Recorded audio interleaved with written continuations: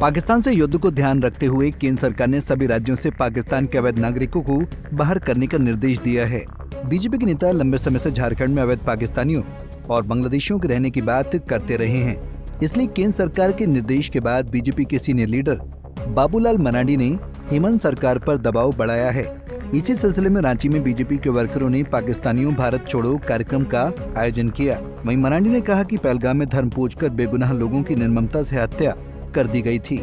इसके बाद भारत सरकार ने देश में रह रहे सभी पाकिस्तानी नागरिकों का वीजा रद्द कर दिया है, लेकिन झारखंड सरकार ने अभी तक किसी भी पाकिस्तानी नागरिक को वापस भेजने की पहल शुरू तक नहीं की है।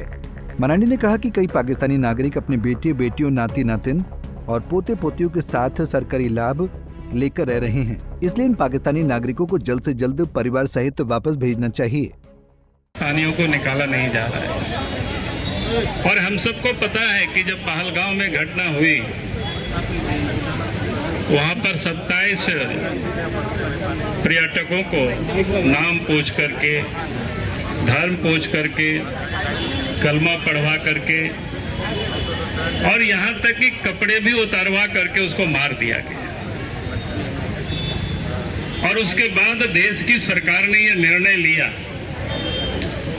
कि जितनी भी पाकिस्तानी यहाँ पर जो रह रहे हैं उनके वीजा को केंद्र सरकार ने एक साथ ही समाप्त कर दिया।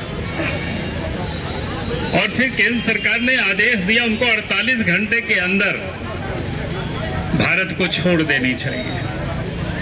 लेकिन मैं कह सकता हूं कि झारखंड सरकार ने अभी तक कोई अधिकृत सूचना या जानकारी नहीं दी है कि झारखंड से कितनी पाकिस्तानियों को निकाला गया या कितनी पाकिस्तानी झारखंड में रह रहे हैं।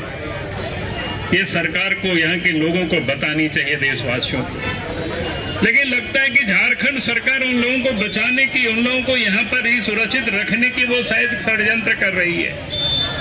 हमारे पास तो जानकारी है डोरंडा में एक परिवार के 5 बेटियां हैं और 5 में से 3 बेटियों की शादी पाकिस्तान में हुई है, कराची में हुई है और उन तीनों के भी बाल बच्चे हुए, वो इसी झारखंड की, इसी डोरंडा में मानीटोला में रह रहे हैं। हमने एक दिन पहले और भी कहा था, लेकिन अभी तक कोई सरकार की ओर से ये सूचना नहीं आई कि उनको यहाँ से रिपोर्ट किया है। वहीं बीजेपी के प्रदेश प्रभारी लक्ष्मीकांत वाजपेयी ने बताया कि पहलगाम आतंकी घटना पर कांग्रेस पार्टी का दोहरा चरित्र उजागर हो गया है, क्योंकि इंडी गठबंधन की सरकारें पाकिस्तानियों को भारत से बाहर भेजने में सहयोग नहीं कर रही हैं। उन्होंने यूपी के कांग्रेस अध्यक्ष अजय राय के राफेल पर दिए बयान पर भी कड़ा प्रहार किया। कांग्रेस पार्टी चाहे पहलगाम में की घटना पर उन विधवाओं का जो दुर्भाग्यपूर्ण परिस्थिति में वैधव्य की तरफ गई, उनका और उनके परिवारों का और हिंदू समाज का अपमान करने का लगातार काम कर रहे हैं।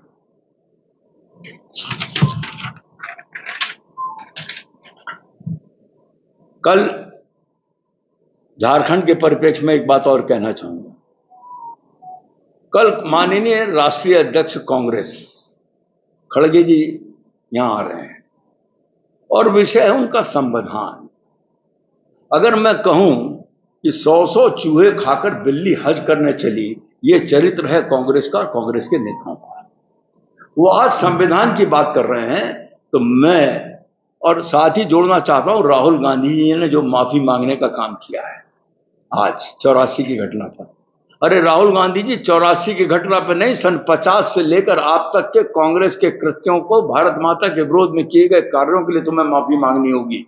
देश के विभाजन पर माफी मांगे राहुल गांधी, करोड़ों का जो नरसंहार उस समय हुआ था उन पर माफी मांगे राहुल गांधी, आपातकाल पर माफी मांगनी चाहिए राहुल गांधी को। 370 को बाबा साहब भीमराव अंबेडकर नहीं लगाना चाहते थे, जबरदस्ती लगवाई थी। और आज अगर भाजपा की सरकार ने वापस लिया तो कांग्रेस ये संकल्प कर रही है कि हम सरकार में आएंगे तो 370 दोबारा लागू करेंगे। वो सपना तो पूरा नहीं होगा, लेकिन कम से कम देश की जनता से उसके लिए भी माफी मांगनी चाहिए। भारत और पाकिस्तान के बीच युद्ध की संभावना बढ़ गई है। ऐसे में राज्य सरकारों को अवैध तरीके से रह रहे पाकिस्तानी नागरिकों को बाहर का दरवाजा दिखाना चाहिए। पंजाब केसरी टीवी के लिए रांची से आशुतोष सिन्हा की रिपोर्ट।